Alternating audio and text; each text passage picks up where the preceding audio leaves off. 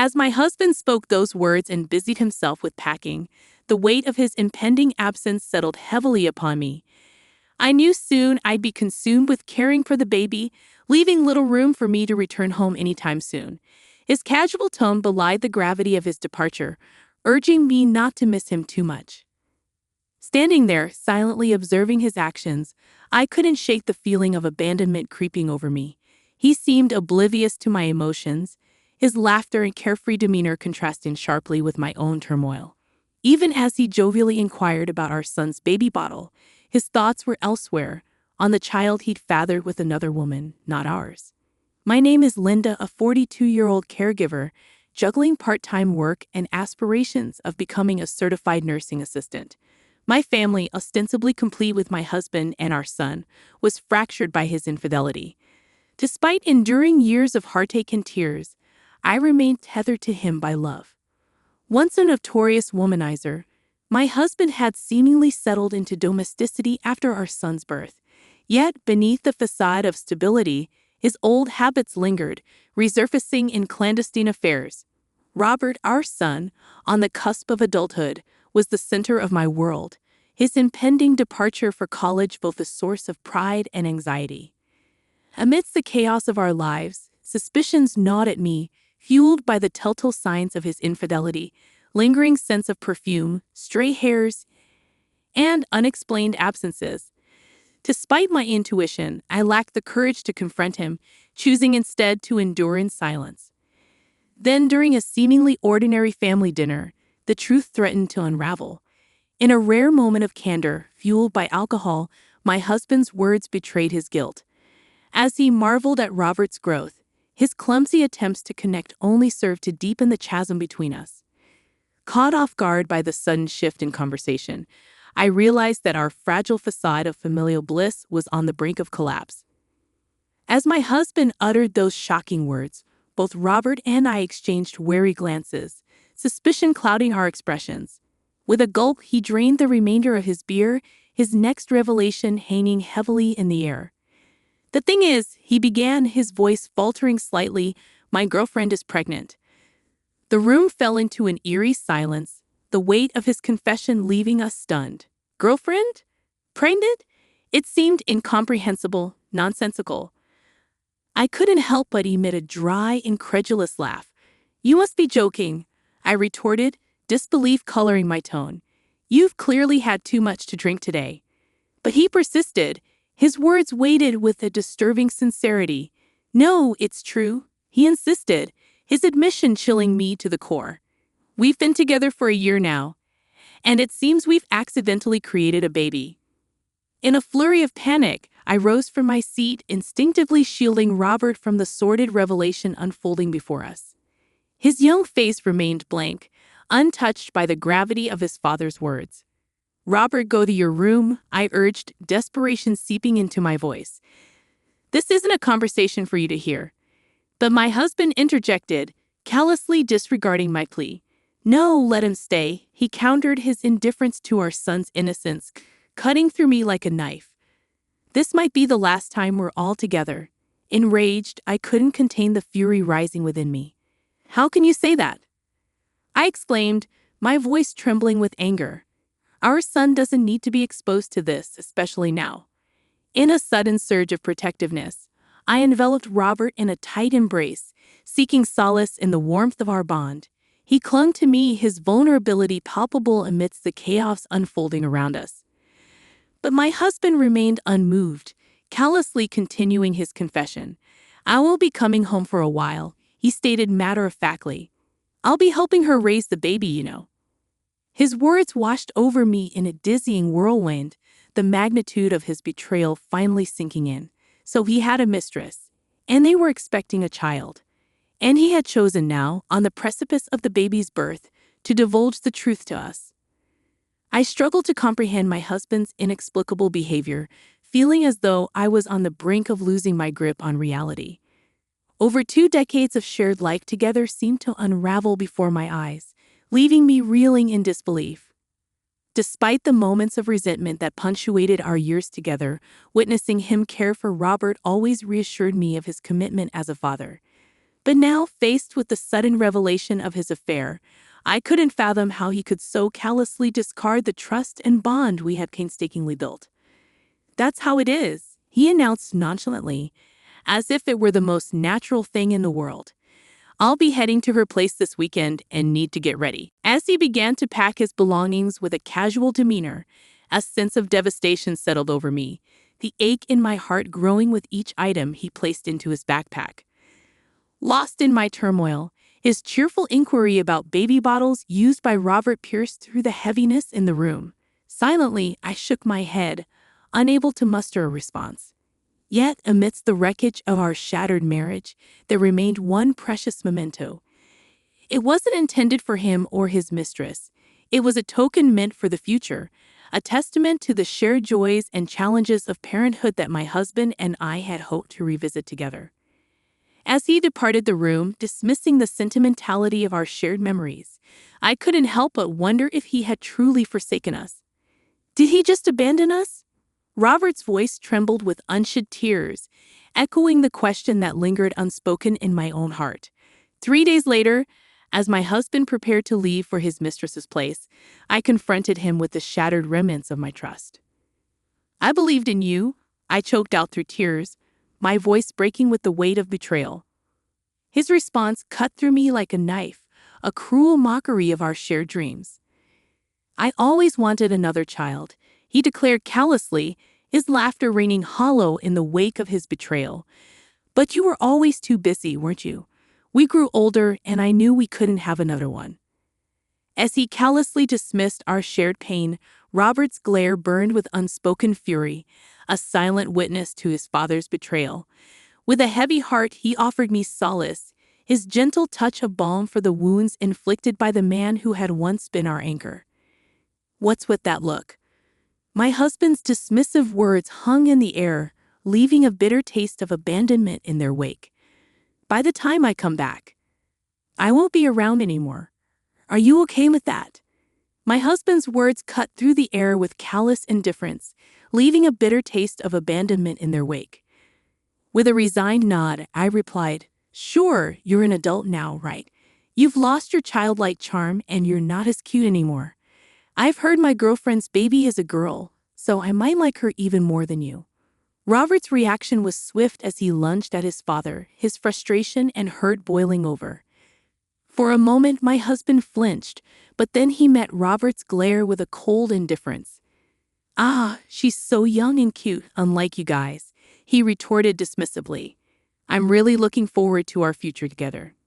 The truth hung heavy in the air as Robert spoke up, his voice laced with resentment. "Yeah, I get it now. You're the worst dad. At least now both Mom and I can make up our minds. We know what to do." Joining Robert's side, I added my voice to his defiance. "You should know that there will be no home for you to return to anymore." My husband, visibly annoyed, shook off Robert's grip and departed without so much as a goodbye, leaving behind a void where our family once stood united. But we refused to remain passive in the face of his betrayal. Already, we had begun to strategize, laying the groundwork for our next steps. About 2 weeks later, my husband called, his laughter grating against my frayed nerves as he spoke of the smoothness of raising their daughter.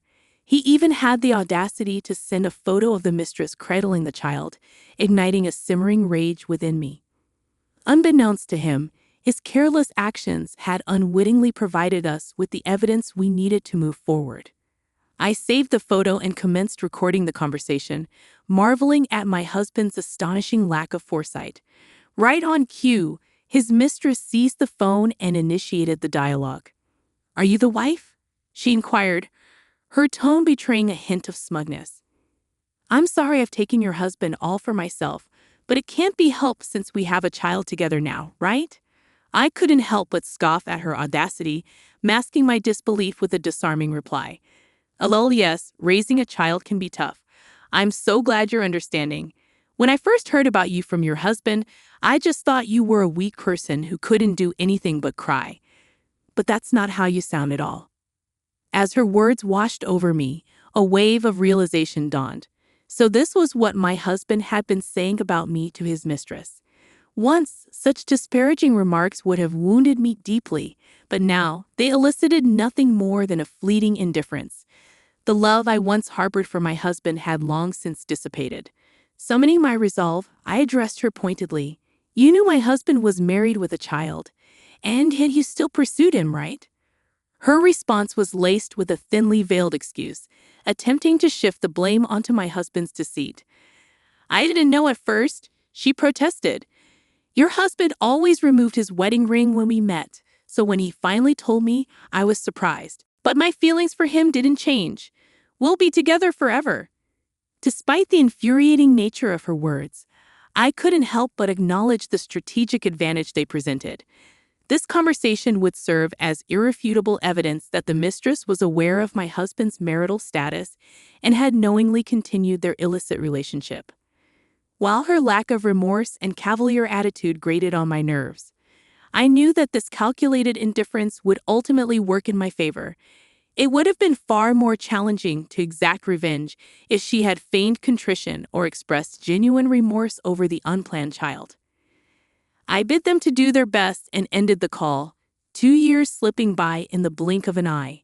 Then, on that fateful day, the familiar number illuminated my phone screen, prompting a deep breath before I answered. Hey, how have you been? I'm coming home now, so make sure the house is clean, okay? His voice sounded casual, as if oblivious to the upheaval he'd caused. Didn't I tell you back then that there's no home for you to return to? What are you trying to prove? I interjected, my tone laced with frustration. Exasperated, my husband attempted to justify his actions. Sure, I admit I was wrong to leave suddenly, but I can't leave her to raise the child alone, right?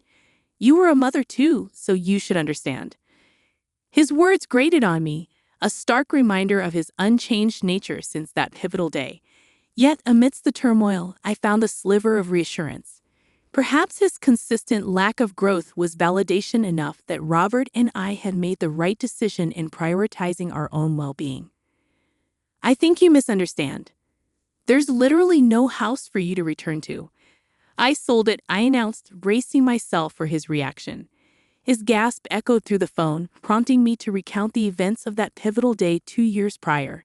In the midst of our turmoil, Robert and I had realized the looming possibility of my husband's return, a prospect I couldn't bear to entertain. The house, once a symbol of our shared life, now felt tainted by his betrayal. It was then that Robert had offered a solution, his calm demeanor a beacon of clarity amidst the chaos. Isn't this house under your mom's name? He had asked. In that moment, a daring plan took shape. With Robert's savings and the proceeds from the sale, we could sever the final ties to our past and forge a new path forward, unencumbered by my husband's presence. It was a bold move, but one that promised freedom from the shadows of our shared history. And as I contemplated the possibilities that lay ahead, I couldn't help but feel a glimmer of hope stirring within me. I embraced Robert's idea wholeheartedly and began the necessary preparations. With unwavering determination, he poured himself into his studies, eventually earning acceptance to a college located far from our previous life. Meanwhile, I diligently pursued certification as a nursing assistant, opening up new career opportunities with higher earning potential. The decision to sell the house was a monumental one, but it marked the beginning of our journey toward independence and self-reliance. Before proceeding, we sought my grandfather's blessing, knowing that the house held sentimental value passed down through generations. When I disclosed the situation with my husband to my grandfather, his reaction was one of unbridled fury. Yet, in his anger, he also offered his unwavering support, generously providing us with a portion of their savings to facilitate our fresh start. Moved to tears by my grandparents' kindness, we embarked on our new life, settling in the state where Robert's college awaited. As we adjusted to our new surroundings, I couldn't help but feel a sense of gratitude for the love and support that had propelled us forward. Yet, amidst the chaos of our transition, my husband remained oblivious to our whereabouts, having shown little interest in our lives during Robert's crucial exam period. You can't bluff me like that. His voice grew increasingly agitated, revealing his mounting panic. Unfazed, Robert calmly asserted our newfound independence. If you doubt us, you're welcome to come see for yourself. But for now, we're busy. Goodbye. As my husband's protests grew desperate, Robert seized the phone, his voice cutting through the tension with unwavering resolve. Dad, you said it yourself. We don't need you anymore. We don't need a father who abandons us to be with his mistress. His words struck a chord, evoking a raw vulnerability in my husband that I had seldom seen. Please wait, he pleaded, his voice tinged with desperation. I know I messed up, but don't abandon me. I reclaimed the phone from Robert, steeling myself to deliver the final blow. You may not agree to a divorce, but we're moving forward with the preparations anyway, I asserted, my voice firm with resolve. And did you know that alimony payments for fathering a child with your mistress during our marriage can be almost double the usual amount? Better start preparing for that. Without waiting for my husband's response, I ended the call, rejecting his subsequent attempts to reach out. I had no desire for further stress. From now on, he would bear the financial burden of raising a child with his mistress while supporting me with alimony payments. My husband had always been reliant on me, lacking real skills and showing little initiative in household chores. His absence left behind a trail of untended messes, a stark reminder of his dependence. I couldn't envision his relationship with his young lover lasting, given his track record of irresponsibility. Speaking my mind had lifted a weight off my chest, and I took a deep breath, feeling lighter despite my exhaustion. Robert's concern for me was evident, but I reassured him with a forced smile. I'm fine, I assure him. Let's go out and eat something you like today. His worry lingered, but he attempted to maintain a cheerful demeanor for my sake.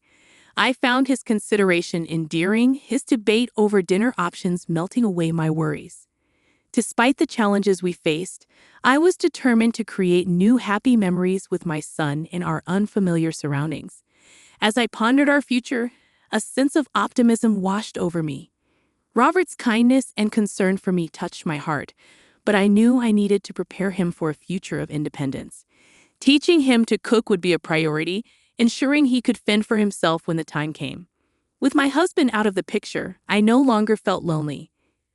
As I envisioned our future together, a laugh bubbled up from within me, a sense of freedom and clarity washing over me. With him gone, I could now live the rest of my life with a clear conscience, unburdened by the weight of his presence.